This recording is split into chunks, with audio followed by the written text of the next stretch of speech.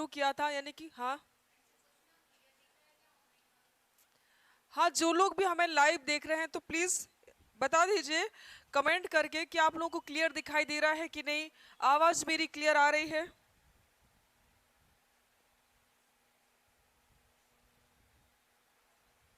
ठीक है, तो कोशिका में हम लोगों ने क्या क्या पढ़ा था, सिर्फ ये देखा था खोज किसने की थी, डिस्कस किया था क्या ये हमने कि नहीं पढ़ा था?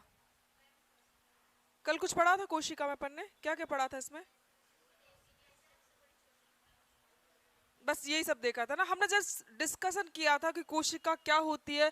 तो हमने देखा था कोशिका जीवन की सबसे छोटी संरचनात्मक और कार्यात्मक इकाई होती है, क्योंकि इससे ही क्या होता है, हमारा जो शरीर होता है, हमारी शरीर की संरचना, ठीक है, जो हम काम कर रहे हैं उसकी जो बेसिक यूनिट होती है वो कौन सी होती है, कोशिका ही होती है। ठीक है, इसके बाद हमने देखा था कि कोशिका जो होती है, अब यहाँ सवाल ये उठता है कि पहला प्रश्न ये आ जाता कभी कभी, इसकी खोज किसने की थी, बहुत इजी सा प्रश्न है और सबको पता भी रहता है। तो कोशिका की खोज किसने की थी, रॉबर्ट हुक ने। और किस ईयर में की थी, तो 1665 में क्या की थी इन्होंने, कोशिका की खोज की थी।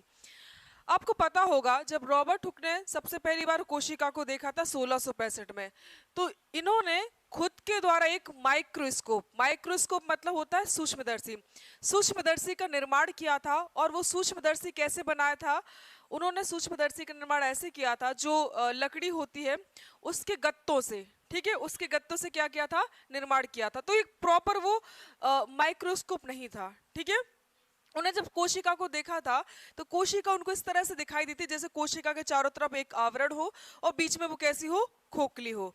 ठीक है, लेकिन वास्तव में ये क्या खोखली होती कोशिका, नहीं, कोशिका खोखली नहीं होती है। ठीक है, देखो यहाँ पर तो सबसे पहली बात, कोशिका की खोज रॉबर्ट हुक ने 1665 में करी थी। और आपसे पूछेगा कि अच्छा इसीलिए इन्हें क्या कहा जाता है, कोशिका विज्ञान यानी कि साइटोलॉजी का फादर कहा जाता है। किसका फादर कहा जाता है, साइटोलॉजी अर्थात कोशिका विज्ञान का पिता कहा जाता है, क्योंकि सबसे पहली बार इन्होंने ही खोजा था।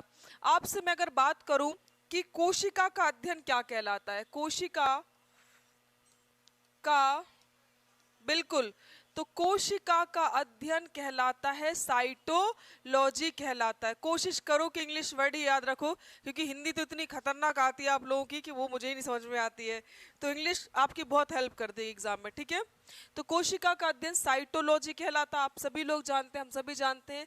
अब देखो यहाँ पर इन्होंने जो कोशिका देखी थी वो कैसी थी, वो मृत कोशिका थी, डेड सेल को देखा था। तो इन्होंने जो कोशिका देखी थी वो डेड सेल थी, अर्थात मृत कोशिका थी। ठीक है, कैसी कोशिका थी वो, मृत कोशिका थी।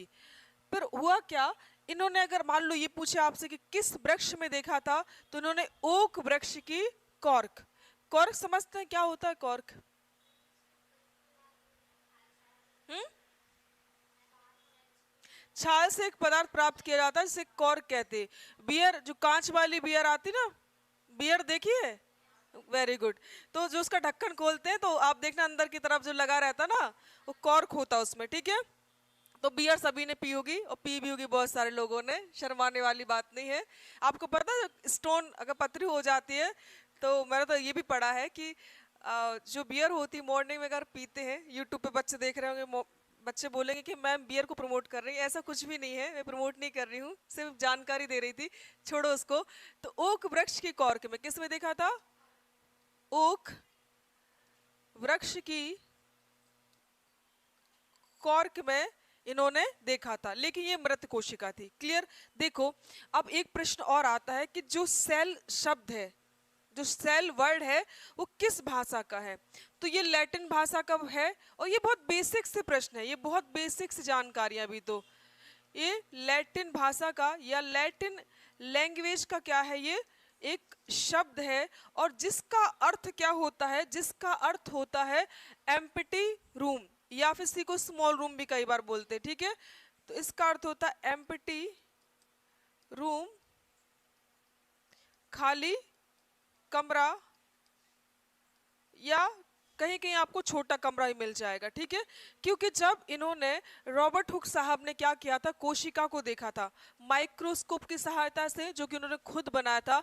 तो कोशिका उनको इस तरह से दिखाई दी थी, जैसे कि मधुमक्खी का छत्ता होता है। तो इस तरह की क्या हुई थी, इनको ये कोशिका दिखाई दी थी।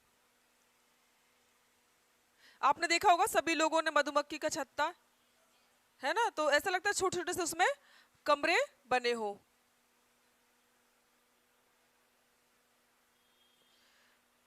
आ रही बात समझ में? तो इस टाइप का क्या हुआ था, उनको वो दिखाई दिया था, ठीक है। अब देखो यहां पर, अब हम बात करते हैं कि जीवित कोशिका को सबसे पहली बार किसने देखा था। हम बात करते हैं लिविंग सेल, यानी कि जीवित कोशिका को सबसे पहली बार किसने देखा था। तो ये देखा था एंटोनी वॉन लीवनहॉक ने देखा था। किसने देखा था? Antonie van Leeuwenhoek. Antonie van Leeuwenhoek ने सबसे पहली बार क्या हुआ था, कोशिका को, मतलब जीवित कोशिका को देखा था। आपको पता होना चाहिए कि एंटोनी लीवनहॉक जो है, इनको ही कहा जाता है फादर ऑफ बैक्टीरियोलॉजी, मतलब इनको जीवाणु विज्ञान का पिता कहा जाता है। क्योंकि सबसे पहली बार जीवाणु, जिसे हम कहते हैं बैक्टीरिया, बैक्टीरिया खोज किसने करी थी? इन्होंने ही की थी। तो इन्होंने क्या किया था? जीवाणु की खोज, यानी कि बैक्टीरिया की खोज की थी, ठीक है। इसीलिए इनको फादर ऑफ, इन्हें ही फादर ऑफ बैक्टीरियोलॉजी, यानी कि इनको ही जीवाणु विज्ञान का क्या कहा जाता है? पिता कहा जाता है। इन्होंने ही सबसे पहली बार क्या की थी? आरबीसी की खोज की थी। आरबीसी मतलब क्या?